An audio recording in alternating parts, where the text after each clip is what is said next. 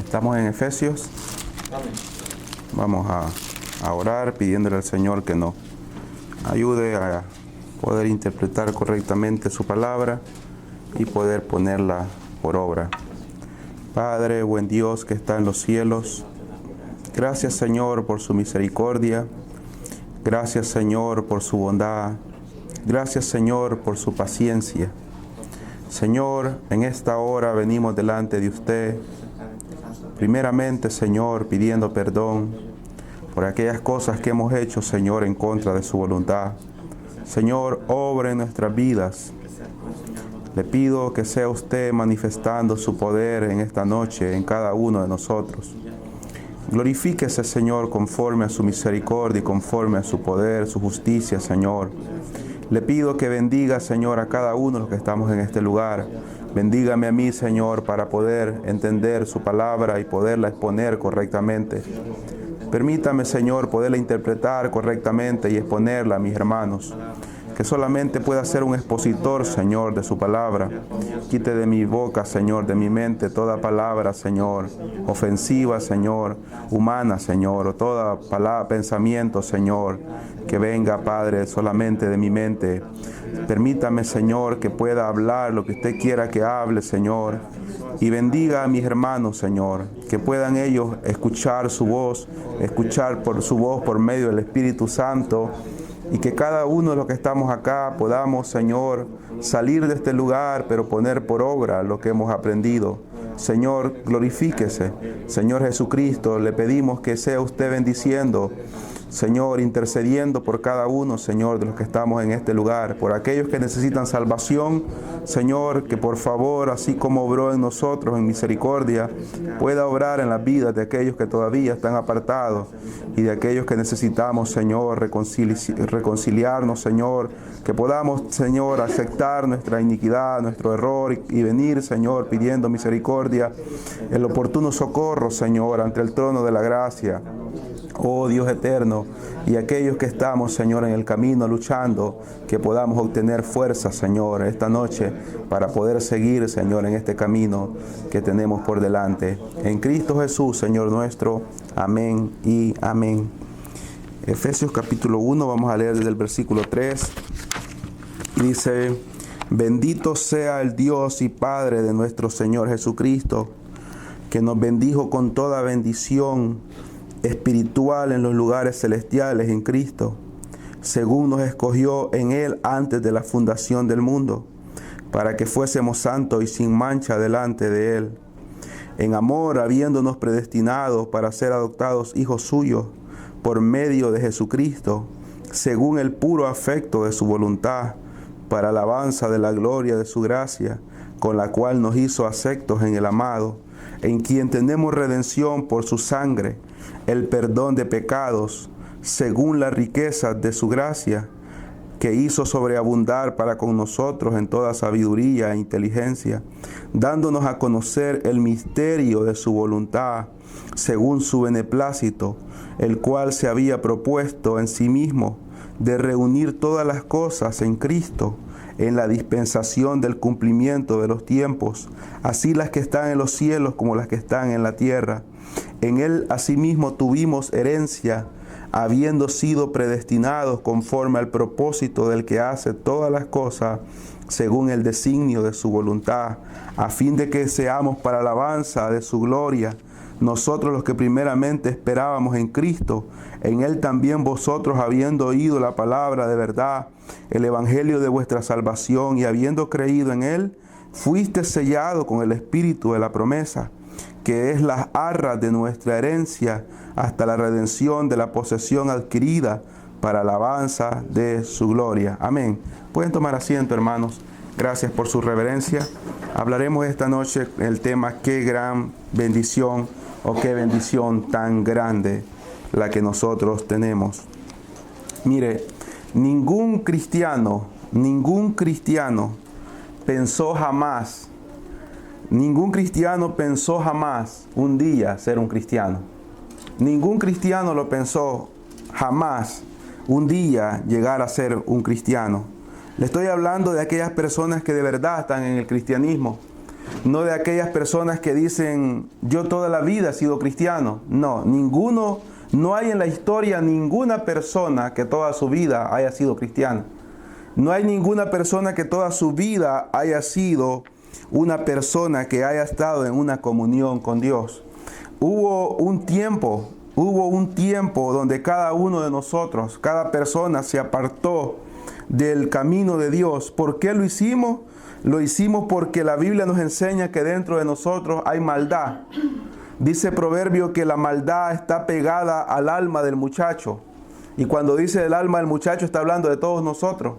De todos los que hemos sido jóvenes una vez, que fuimos adolescentes una vez. Dice que la maldad está pegada al alma, al corazón del muchacho, pero con la vara de la corrección, dice, se apartará de ella.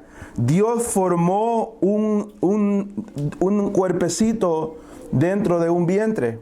Cada uno de nosotros fuimos ese cuerpo, y en ese cuerpo Dios puso el alma y puso el espíritu. Dios puso un alma y puso un espíritu dentro de ese ser, para que ese ser pudiera ser un ser humano.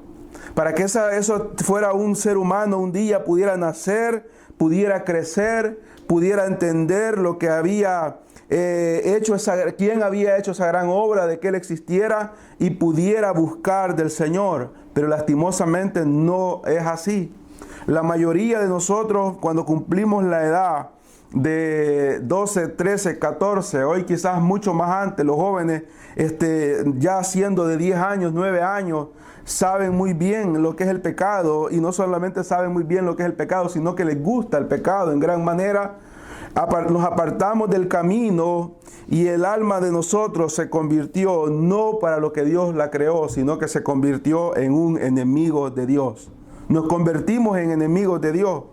¿Por qué? Porque quebrantamos su ley, porque hacemos todo lo que Dios aborrece, porque en sí todo se encierra en que el hombre odia a Dios. El hombre pecador, pecaminoso, aborrece a Dios. ¿Cómo lo demostramos? Si Dios pudiera morir, si Dios no fuera lo que es en sí, Dios hace muchos años hubiese muerto. Ya hace muchos años hubiese muerto por la actitud que nosotros... ¿Qué dice un padre a un hijo cuando el hijo se porta mal? ¿Qué dicen las personas cuando ven a una mamá enferma y el hijo es una persona totalmente que solamente provoca males? ¿Qué está diciendo? Este muchacho está matando a la mamá. ¿Nunca ha escuchado eso usted? ¿O nunca lo ha dicho usted a sus hijos? Me estás matando, me estás matando. Mi corazón se está entristeciendo tanto, no duermo pensando qué te va a pasar, me siento tan triste, me siento tan mal de saber lo que escucho de vos, lo que veo que estás haciendo. Y dice, este muchacho es el que está matando a la madre, y algunas veces han dicho, ese muchacho mató a esa señora, aunque la señora murió de una enfermedad de tristeza al corazón, ¿sí? Imagínense con un solo hijo, cómo Dios hubiese hecho con tantas criaturas malvadas, que Él no las creó malvadas, sino que las creó buenas y se hicieron malvadas. Y algunas veces esas mamás que dicen están matando a la mamá, muchas veces o la mayoría de veces es la culpable de que ese hijo sea así, ¿sí? Ella es la culpable porque no lo corrigió, porque no le enseñó, porque no le instruyó. Pero con Dios no es el caso. Dios no es el culpable de que nosotros seamos así. Nosotros mismos nos hemos desviado y nos hemos apartado en un punto de nuestra vida.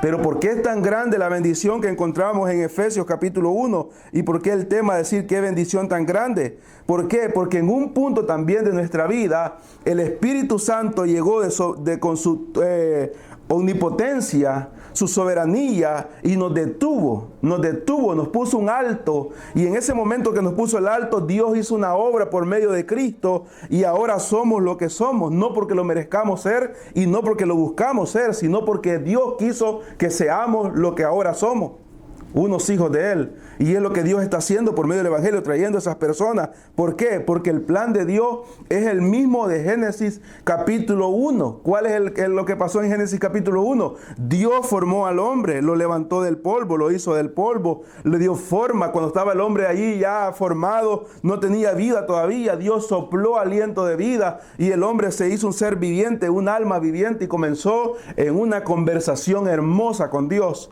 Hablaba con Dios, Dios le hablaba y le contestaba. Él le hablaba, Dios le hablaba, el hombre contestaba. ¿Por qué? Porque era un hombre santo. ¿Por qué Dios podía hablar con él? Porque no había maldad en él. ¿Por qué Dios no puede tener una relación directa con nosotros? ¿Por qué Dios no puede tener una relación directa con nosotros? ¿Por qué no Dios puede hablar con una voz audible? Porque todavía, aunque seamos cristianos, hay algo caído en nosotros y Dios no tolera ni un 0,1% de la maldad para poder entrar en una conversación con el hombre. ¿Se acuerda cuando habló con Isaías? ¿Qué pasó con Isaías? Isaías en el momento cayó y dijo: soy hombre muerto, voy a morir. Porque Isaías, cuando hacemos un estudio del libro de Isaías, Isaías era lo mejor que había en Israel en ese momento, espiritualmente hablando, pero aún había algo dentro de él que era pecado. ¿Pero qué sucedió? Para entrar en una conversación con Dios en ese momento, su pecado fue quitado, ¿sí? Tomó el ángel con la tenaza, la brasa, se la puso en la boca y le dijo: tu pecado ha sido quitado, podemos entrar en una conversación. Igual con Daniel, igual con los padres de Sansón. Todos los que entraban en ese momento en una conversación tenían que entrar en un proceso para con Dios. Pero Dios quiere eso para nosotros y un día lo tendremos. Un día cada cristiano podrá hablar con Dios, podrá estar frente a Dios y hablar como hablamos ahora entre nosotros. Ahora Dios, ¿qué hace? Habla por medio de su palabra. Ha dejado este libro. Hay personas que quieren que Dios les hable. Dios no nos puede entrar en una conversación con nosotros como quisiéramos o como algunas personas pretenden hacerlo, porque Dios es demasiado santo, es totalmente santo para poder estar en este momento. Esa es la meta que dice Romanos 8:29. ¿Qué dice Romanos 8:29? Que el Señor nos lleva formando a la imagen de su Hijo. ¿A la imagen de quién? A la imagen de Cristo. Un día seremos igual que Él. Sí, seremos como Él, seremos glorificados como Él. No seremos igual a Cristo como Dios, sino que seremos perfectos como lo que Cristo fue aquí en la tierra cuando vino como hombre. Nunca los igualaremos a Él en su poder, en sus atributos como Dios, pero sí seremos perfeccionados. El apóstol Pablo le dice a los hermanos: estoy persuadido de esto, que aquel que comenzó la buena obra en ustedes un día la perfeccionará. Nosotros somos esa obra que el Señor está obrando en nuestras vidas, perfección. Ahora el apóstol Pablo en el capítulo 1, versículo 3, él comienza, y esta es una alabanza. El apóstol Pablo está adorando al Señor en este momento. Esta es una alabanza que el apóstol Pablo está entonando. En este momento el apóstol Pablo está en la cárcel, él está preso. Esta es una de las cartas que se conocen como cartas carcelarias. Y el apóstol Pablo comienza con una adoración privada para con Dios. Él dice, él comienza adorando a Dios en este versículo. Ya saludó a los hermanos y luego en el versículo 3 dice: bendito sea el Dios y Padre de nuestro Señor Jesucristo, que nos bendijo con toda bendición espiritual en los lugares celestiales en Cristo. Él comienza adorando a su Dios. ¿Por qué lo está adorando? Por la gran bendición que ha dado. Dice: bendito sea el Dios y Padre de nuestro Señor Jesucristo, que nos bendijo con toda bendición espiritual en los lugares celestiales en Cristo. Cada verdadero cristiano, cada mujer, cada hombre cristiano, lo que pueda estar viviendo, en cualquier condición que pueda estar viviendo, es la persona más bendecida en todo el mundo. De verdad. ¿Sabe cuál es el problema y por qué no lo entendemos y por qué muchas veces hemos caído en el error? Porque desde los años 1900 para acá hasta el 2017 las cosas cambiaron, y quien las cambió fue el hombre. No el plan de Dios ha cambiado, las cosas han cambiado porque el hombre las ha cambiado. El hombre astutamente, la iglesia ni se dio cuenta cuando se metió esto. La iglesia no se dio cuenta cuando le metieron el rock en la iglesia, no se dio cuenta cuando le metieron la bachata, no se dio cuenta cuando le metieron las rancheras, no se dio cuenta cuando le metieron toda esa vulgaridad. La iglesia poco a poco se fue metiendo y cuando acordó la iglesia estaba contaminada. Igualmente esta idea, ¿de cuál? De que ahora nosotros creemos que la persona que está más bendecida es la persona que tiene mayores ganancias, ¿sí? Es lo que nosotros creemos. El que tiene más ganado, en el caso de nuestros países, creemos que el que tiene más ganado, ese es un cristiano bendecido. Y los pastores dicen, acérquese a un cristiano que esté bien bendecido para que usted pueda ser bendecido también. ¿Qué está diciendo el apóstol Pablo acá?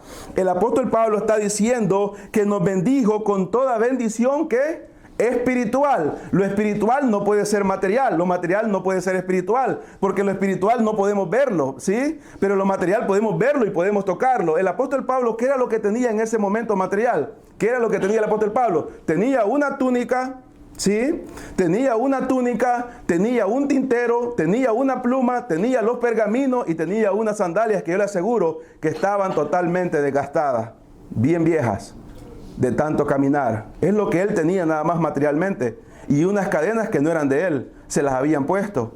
Pero ahí no tenía nada más. Pero espiritualmente, él dice, bendigamos a Dios, dice, al Padre y a nuestro Señor Jesucristo, que nos bendijo con toda bendición espiritual. Es una bendición que en ese momento nadie la podía ver en él, pero Pablo era el hombre más bendecido que había en ese tiempo y en ese lugar. Sino lo que cuando lleguemos al cielo y veamos las recompensas que hay para cada uno, nos daremos cuenta qué tantas recompensas tiene el apóstol Pablo ese día. ¿Cuántas recompensas va a tener este hombre cuando podemos llegar y verlo? Y como dice, ¿cuáles fueron las bendiciones? Las bendiciones espirituales en los lugares celestiales. Las bendiciones espirituales, dice, en los lugares celestiales, en Cristo. ¿Y cuál fue la bendición? El versículo 4. El versículo 4 nos dice, según nos escogió en Él. ¿En quién nos escogió? En Cristo. Antes de la fundación del mundo, para que fuésemos santos y sin mancha delante de Él. Un día Dios hizo la luz. El primer día Dios hizo la luz, separó la luz de las tinieblas y luego hizo eso tan maravilloso que se llama sol, que nosotros vemos el sol, ¿verdad? Que en un momento podemos verlo, pero hay unas imágenes que dicen que es el sol, a ver si será cierto, de la NASA, y se mira aquello tan maravilloso. Y luego hizo la luna, que sí la podemos ver. Sí podemos ver la luna en la noche, a veces cuando está llena, cuando es media luna, es aquella luna tan grande. Pero antes de hacer el sol y antes de hacer la luna, ya cada cristiano estaba en la mente de Dios.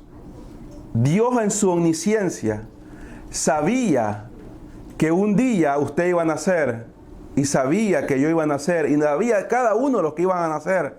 Entonces, antes de él hacer el sol, antes de hacer la luna, él sabía que tenía un pueblo preparado y sabía que otra gran parte de las que iba a crear se iban a rebelar en contra de él. Mire, hay una doctrina que a nadie le gusta en este tiempo y es la doctrina de la elección, pero es bíblica. La doctrina de la elección la gente le enoja y no quiere aceptarla, pero es bíblica. No como la gente la está interpretando, sino como la Biblia la enseña. Y es que la gente dice, ¿cómo Dios va a ser tan malo de elegir a unas personas para salvar y unas personas para condenar? No, Dios no elige a nadie para condenar. Dios nunca elige a nadie para condenar. Dios elige sí para salvar. Y deja que los demás se condenen porque quieren condenarse. Si yo voy en este momento a predicar enfrente de la discoteca, enfrente de cualquier cervecería, se van a burlar, me van a ignorar, van a decir cualquier cosa de mí, van a actuar de una manera irreverente en contra de la palabra, van a pasar de un lado, van a ponerse a hablar por teléfono de mentira porque no quieren escuchar la palabra de Dios. ¿Qué es lo que están diciendo ellos? ¿Qué están diciendo? Déjenme tranquilo, yo quiero ir al infierno. Eso es lo que están diciendo. No a mí, le están diciendo a Dios. Entonces Dios Dios no elige a las personas que van a ir al infierno. Dios elige a quienes no van a ir al infierno. Dios en su misericordia y su bondad le está tocando el corazón al hombre día con día, que para ser salvo, y cuando el hombre es confrontado con la palabra y se rinde totalmente de su vida pecaminosa, entonces Dios lo salva. Dios sabía muy bien a quiénes iba a salvar y los predestinó. Aquí está diciendo, lo que está diciendo aquí, dice, según nos escogió, antes de haber hecho el sol, antes de haber hecho la luna, antes de haber hecho los árboles, antes de haber hecho los animales, la fundación del mundo, dice que ya nos había escogido. En su mente ya nosotros estábamos planificados para Dios. ¿Para qué estábamos planificados? El versículo lo dice. Mire qué importante la parte B para que lo podamos dividir del versículo. ¿Para qué nos escogió el Señor? ¿Por qué el apóstol Pablo estaba tan feliz y tan contento en esa cárcel sucia, escribiéndole esta carta a los hermanos de Éfeso? Dice que nos escogió, ¿para qué? Dios sabía que el hombre se iba a rebelar. Dios sabía que el hombre se iba a rebelar. Si hubo un libre albedrío, como se dice ahora, llegó hasta Adán. De ahí para allá el libre albedrío nunca más iba a funcionar. Adán lo tuvo y Adán demostró la incapacidad del hombre de poder vivir bien con Dios. Adán lo demostró, hermano. Adán no tenía ninguna preocupación. No tenía afanes, no tenía fatigas, no tenía nada por qué estar afanado. Solamente tenía aquel lugar tan hermoso llamado el huerto del Edén. Pero demostró que sin ninguna presión de parte de Dios, ni ninguna presión de más del mundo, porque solamente habían dos personas, el libre albedrío no funcionaba con el hombre, porque si el hombre se le daba el libre albedrío de ahí para acá, el hombre siempre iba a buscar lo mismo, el pecado, el pecado, el pecado, el pecado. Así que Dios tuvo que hacer una obra y Dios tuvo que encargarse. Y el Señor Jesucristo lo dijo en Juan 6:44. Dijo él, nadie puede venir a mí si el Padre no lo trae. Tiene que ser una obra del Padre.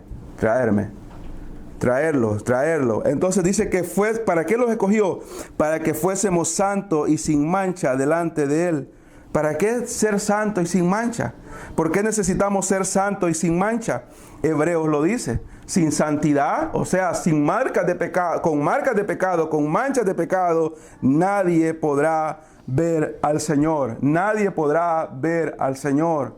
¿Se acuerda el Antiguo Testamento en Levítico cuando la lepra? Cuando la lepra, aquella persona tenía que andar con una campanita diciendo leproso, leproso, leproso, y todo el que lo miraba se iba y se apartaba, y tenían que vivir solamente los leprosos con los leprosos. Pero venía el sacerdote y iba a ver, y si la lepra estaba desapareciendo, todavía era leproso, tenía una marca, tenía mancha todavía, volvía nuevamente el sumo sacerdote y miraba y tenía la marca. Pero cuando ya no tenía nada de marca, ya no había señal de lepra, entonces ¿qué hacía él? Se movía donde había estado, apartado de los demás, del pueblo sano, y ya podía estar con los demás, ¿sí? Así mismo es la lepra, el pecado en la vida del hombre. Un día en nuestra vida el pecado desaparecerá para siempre y podremos estar en perfecta comunión con el Padre, con el Hijo y con el Espíritu Santo. ¿Cuándo será eso? Cuando la iglesia sea levantada. Cuando la iglesia sea levantada, entonces dice que nos escogió antes de haber creado el mundo para que fuéramos santos y sin mancha delante de Él. ¿Por qué lo hizo? El versículo 5 lo dice, en amor, por el amor.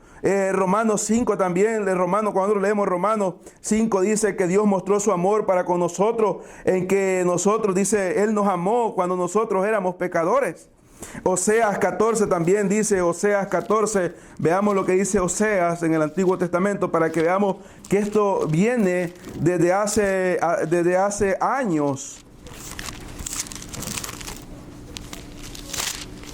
Oseas capítulo 14, dice el versículo 4, hablando del pueblo de Israel, pero algo que se aplica en nuestras vidas también, dice, yo sanaré su rebelión. La rebelión que había en nosotros era el pecado en contra de Dios. Dice, yo sanaré su rebelión. Los amaré de pura gracia, porque mi ira se apartó de ellos. El pecado que nosotros teníamos, el pecado que había en nosotros, aquella práctica de pecado, es como una persona que tenga una llaga en la mediación de su espalda. En la mediación de su espalda. Uno mismo no puede sanarse.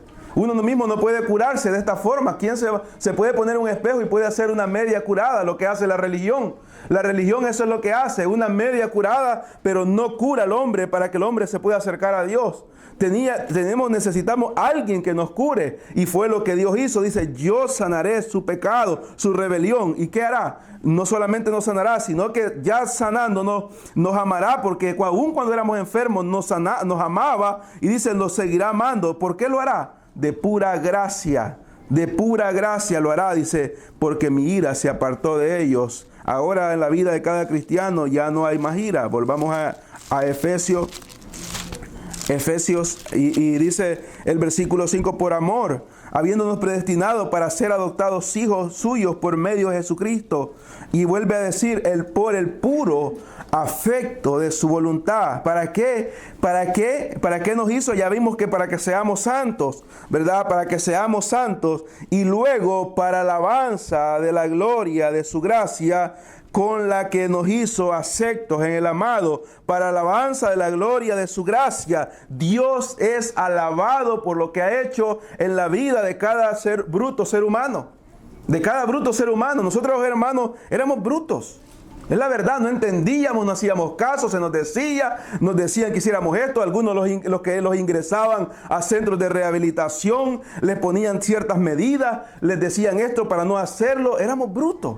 ¿O no? No hacíamos caso a nada de los que los decían. Nada. Los papás, las mamás, los querían poner llaves, los salían por la ventana. La policía ponía ciertas cosas, le pone al hombre, le pone para que el hombre sople una máquina porque el carro se va a apagar si no sopla para el alcohol. Y el hombre hace lo que tiene que hacer, pone a soplar a otro y él sigue siendo un borracho. No cambia su vida, no la cambia.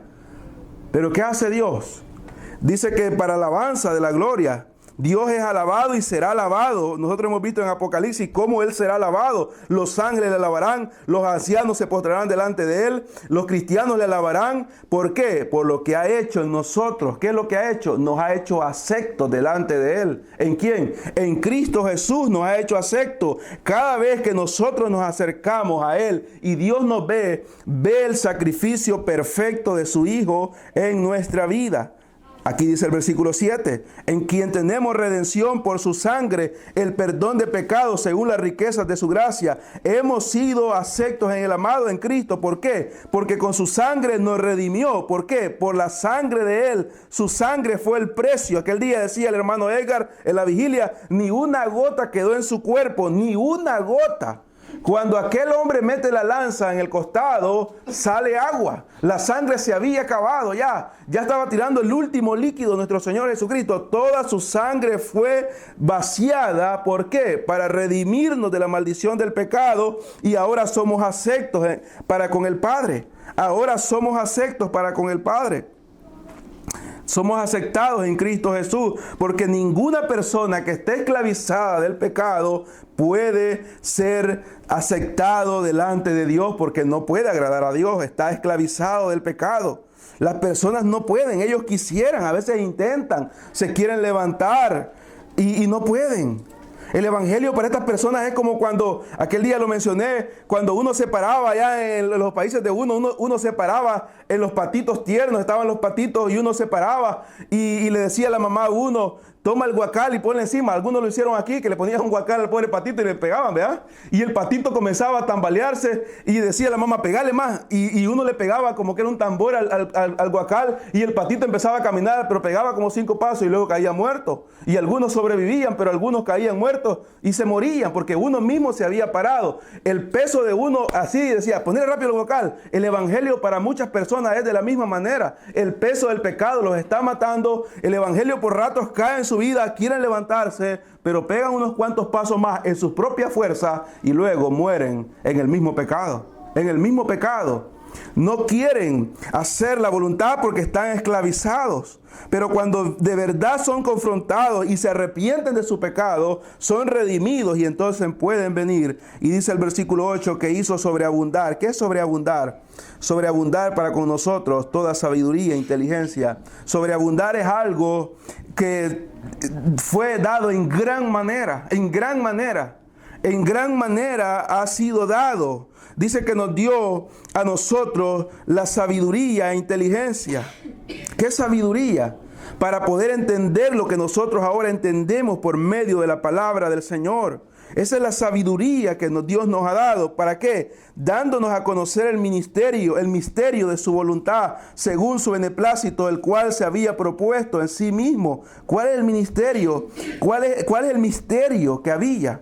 ¿Cuál es el misterio que había? que se encontraba. Veamos un ejemplo de tantos ejemplos que hay. Isaías 57, veamos un ejemplo.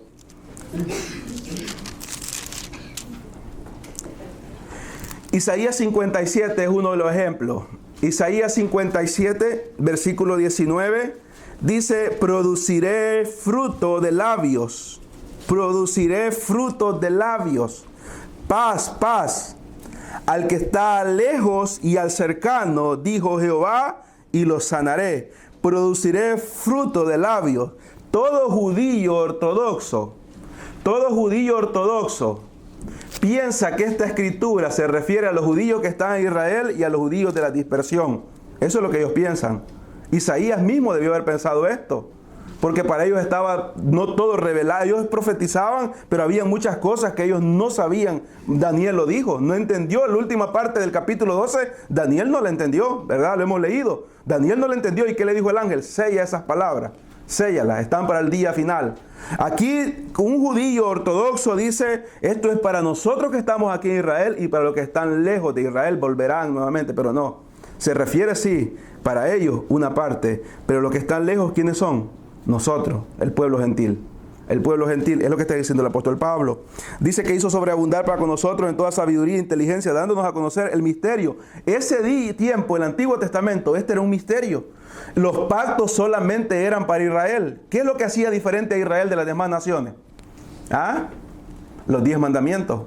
Los 10 mandamientos no fue dado a los demás, a los cananeos, no le fue dado para ninguna descendencia de Can, no fue para los egipcios. ¿Solamente para quién fue?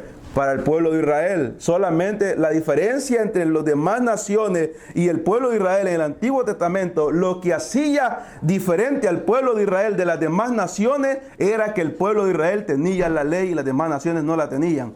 Ahora la diferencia en la iglesia y el mundo, ¿cuál es? No es la ley, es el Espíritu Santo. La iglesia lo tiene, el mundo no lo tiene. Es la diferencia. Es la diferencia que había en ese tiempo. Ahora, todo esto era un misterio. Por eso es que los judíos hasta el día de hoy no aceptan esto. Y por eso fue aquello cuando llegó Pedro de Cornelio.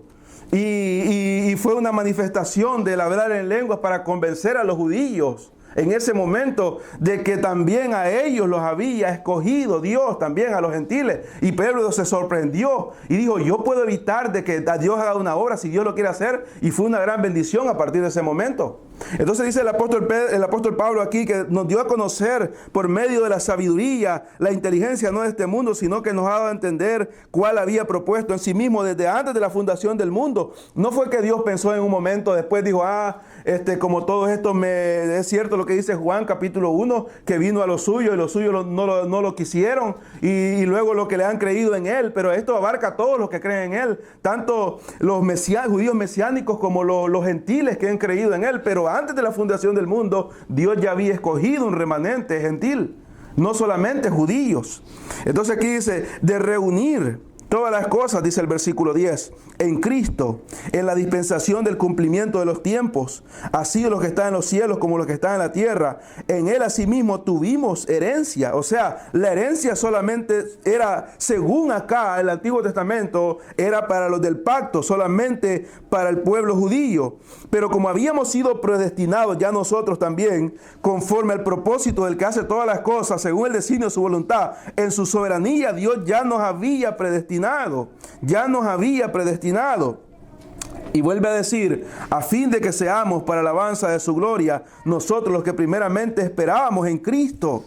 Aquí cuando dice nosotros los que esperábamos en Cristo, primeramente no está hablando de nosotros, está hablando del pueblo judío. Él dice: había un remanente judío. Pablo era uno de ellos. Pablo era fariseo y estaba mal con respecto a las obras y a la fe, pero sí vivía esperando al Mesías. Pedro era otro. El otro, Natanael, era otro, pasaba bajo las matas de higuera. Estaba ahí esperando el Mesías, que el Mesías viniera. Estaba esperando que el Mesías viniera.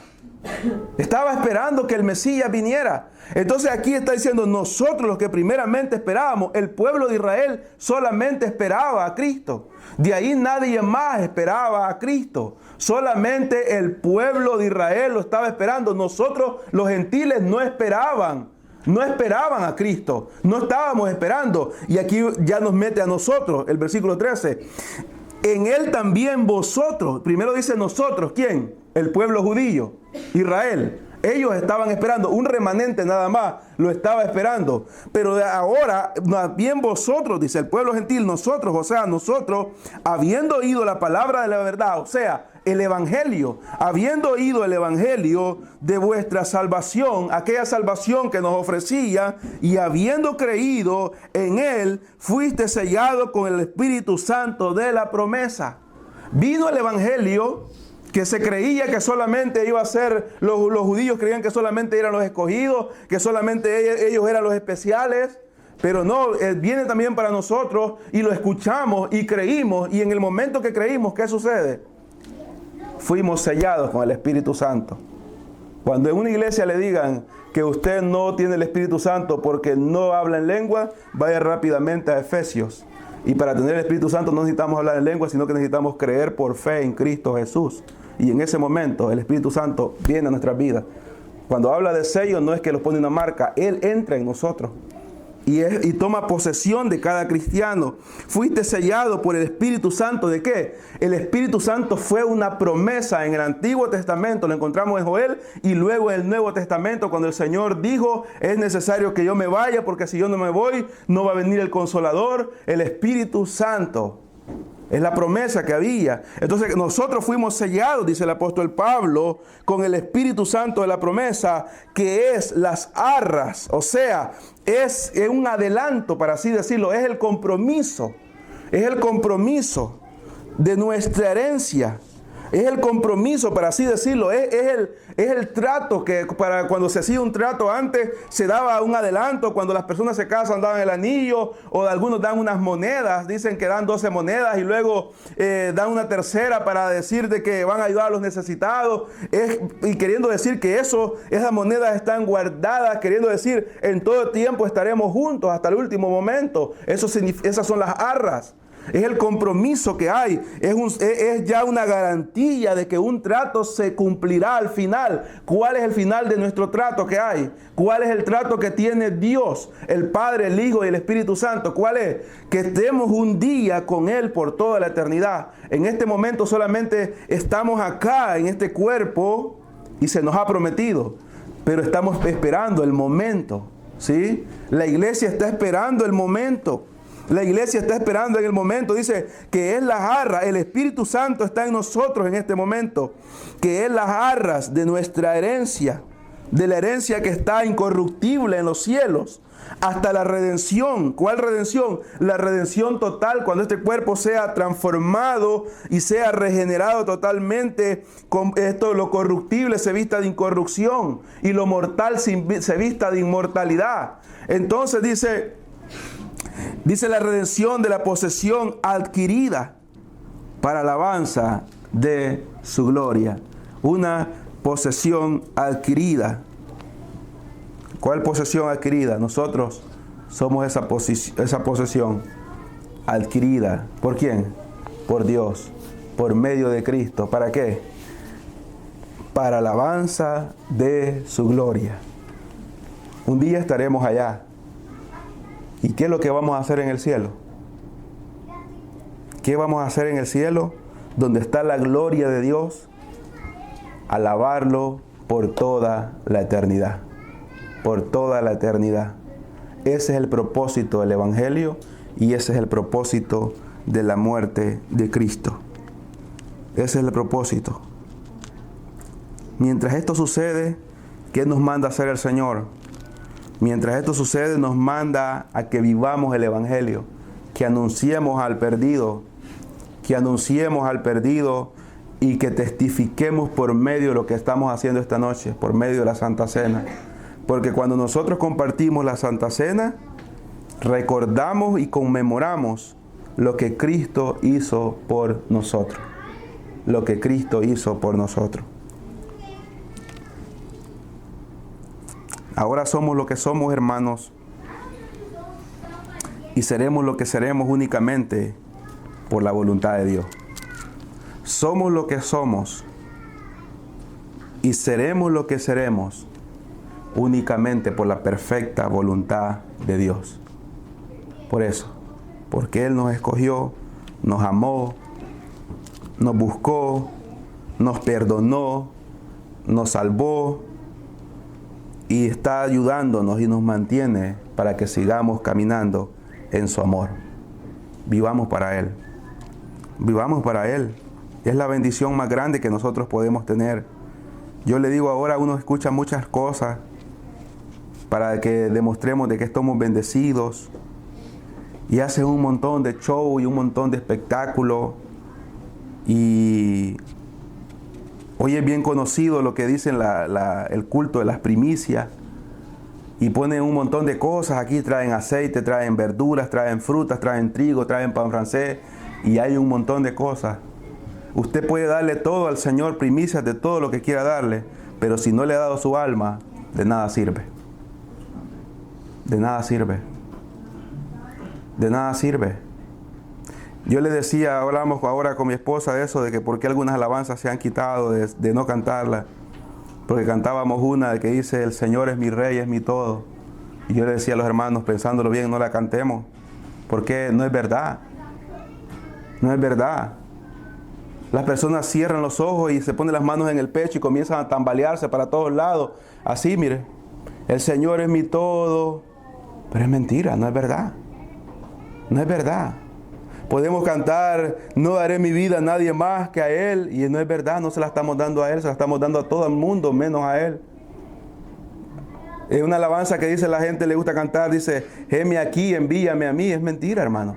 Si no queremos ir ni a predicar a la estación de Wheaton, ¿qué vamos a querer ir a otro lugar donde están matando a las personas? ¿Qué vamos a querer ir? La gente dice, heme aquí, envíame a mí. Cuando Isaías dijo eso, de verdad lo dijo. Fue cortado por la mitad con una sierra. Manasés lo mandó a cortar. ¿Por qué? Por predicar. Por predicar. Y yo sé que la iglesia puede llegar a un punto donde sí podamos cantar eso. Sí, primero Dios que podamos llegar a ese punto. Pero debemos de luchar para llegar. Todo comienza con algo y es obedeciendo a Dios y entregando nuestra alma a Él. Y queriendo hacer la voluntad de Dios. De verdad, Dios va a obrar.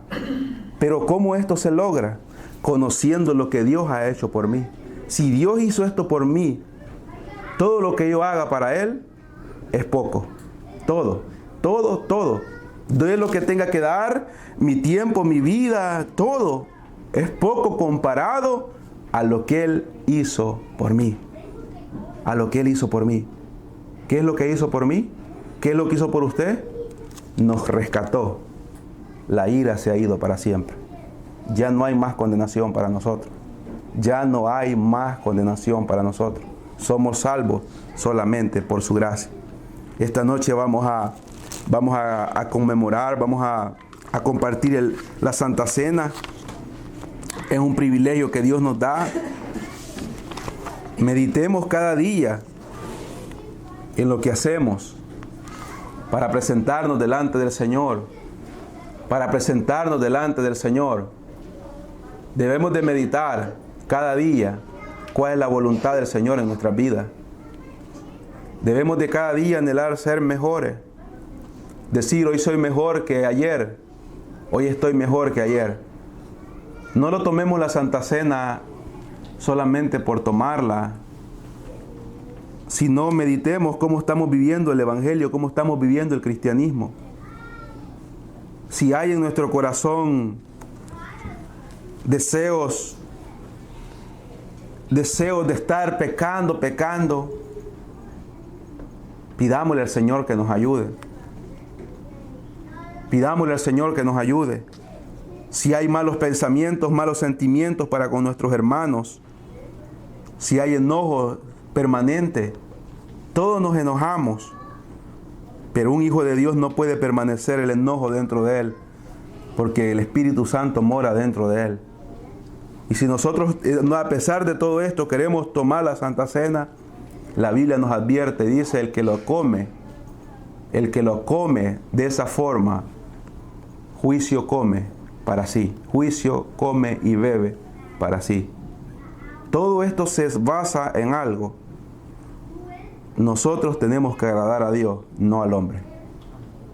Nunca olvidemos que el ojo de Dios está sobre nosotros. Él nos está viendo y Él sabe quiénes somos.